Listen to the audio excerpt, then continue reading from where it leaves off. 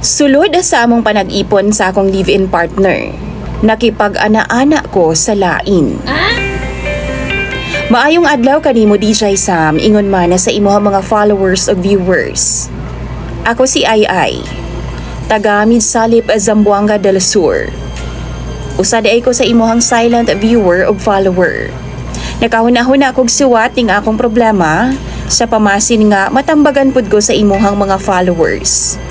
DJ Sam, nakahimo kog sayop sulod sa among relasyon sa akong ka-live-in partner. Tungod ra pod sa iyahang binuhatan sa ako. Sugdan ako sa dihang maayo pa ang panag-uban namo sa akong partner. Itago na lang nato siya sa pangalang Renren.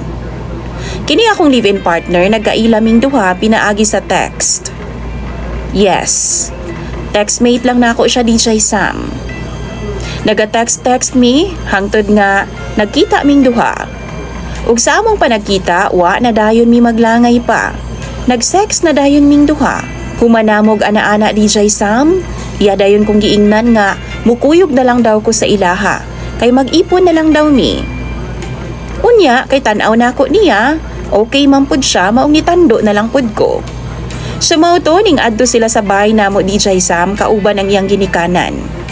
Nagsabot-sabot nga mag-ipon na lagi daw mi. Pila ra may sugilanon, nag-ipon na gid ming duha ni Renren. Maayo nga mong panag-uban. Caring kaayo siya. Kugihan pagyud. Niabot ang panahon nga naglalis mi kay ana magyud na nga magtiayon, diba? Or manag-ipon. Na magyud na panaglalis. Dili lang man na ingon ana ka smooth sa tanang higayon.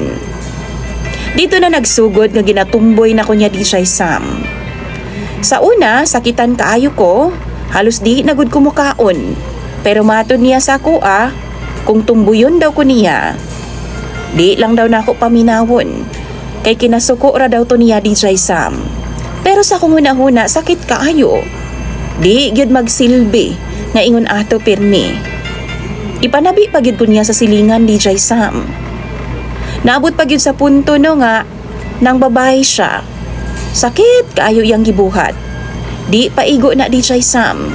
Gabisyo pa gyud siya. Kana bitawng adik-adik, illegal nga droga. Diha na nagsugod ang among away nga dagko. Manapat na sad siya nako. Naabot na sa punto nga nasamdan ako niya sa kamot. Ibtan pagani ko niya og kutsilyo DJ Sam ug tukon pagyud ko niya. 8 ka tuig na may nag-uban og dako nakaayo siya kausaban. Naguna-huna ako nga basin tungod lang kay wa manggod mi anak. Maong ing-ana siya. Pero sa tinuod lang no, murag siya man ang nais something. Pila ra bay pagpanlabay sa panahon. Kadaghan na gyud nako siya masakpi nga naay ka-chat sa Facebook. Tapos sakit kay siya sinultihan pa nako.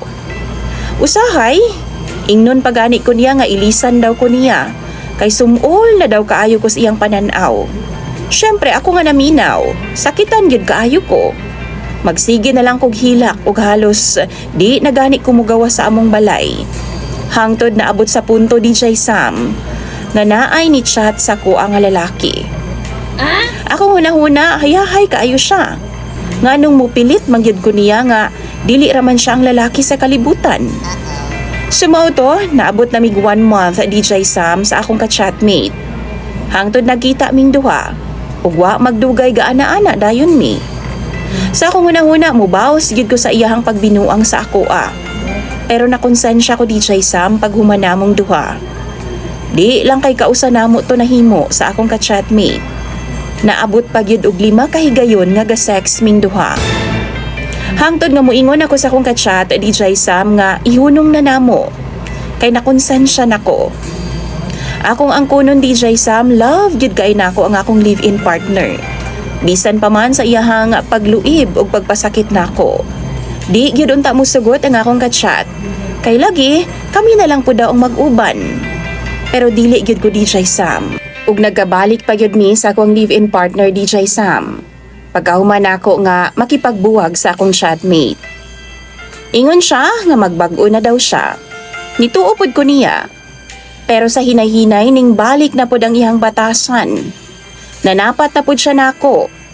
Balik na pod siya panumboy sa kuagtaman. Naagani kas DJ Sam nga nakuyapan gyud in tahon ko. Kay giguyod man kunyag taman tapos gibira-bira niya ang akong buhok. Nagkalago mga akong mga batiis. Ug di nako malimtan tong adlawa. December 29, 2025 kadto nahitabo. Diri nako nawadaan og gugma gyud sa iyaha DJ Sam. Tanan mo chat na ako anang replyan. Hangtod nga naa nasad ko'y nailhan. Lambingon ni siya DJ Sam. Ug usa siya ka single dad. Nagkauyabing duha og hangtod karon kami paghihapon. Nagkita mi ani niya kay atulpod nga gaaway mi sa akong live-in nga si Renren. Iya akong gipalayas. Ug kay gawna-huna man nga mulakaw na lang ko, nakipag-meet na lang ko or nakipagkita na lang ko sa ako ang ka-chatmate nga bag-o. Sumauto nilakaw gyud ko ug nagkita na pud ming duha. Ug sa ikaduhang higayon DJ Sam, duna na po'y nahitabo sa amua. Nagbembang na gyud mig taman. Ug ang kuno nako, nahulog na pod ang akong loob sa iyaha. Na love na pod nako siya. Nagstay ko og tulo ka adlaw sa ilaha DJ Sam, tapos niuli ra pod kog balik. Kay gihulga man ko sa akong live-in partner. Nga maamong daw ang akong mga igsuon kung di daw mi magkauli duha. Mao to ning pauli na lang ko kang Renren. Nakahuna-huna ko nga mangita dayon kog trabaho. Bisag yaya lang DJ Sam. Maayo na lang pod kay nakakita ko dayon. Gikaluy-an pod ko nga na ako'y nasudlan. Pero sa ko alang DJ Sam, wa na ko'y gugma kang Renren. Kung kamo ang naa sa kong side, unsa man ang inyong buhaton. Palihog in town, tambagi ko ninyo. Unsa ba'y maayo ani akong sitwasyon karon. Ug pasayloan na lang pod ko DJ Sam, kung medyo nataas-taasan na ako ang akong siwat. Unta makakuha pod ko katin-awan gikan sa imong mga followers ug viewers. Imong magtatampo? Ay.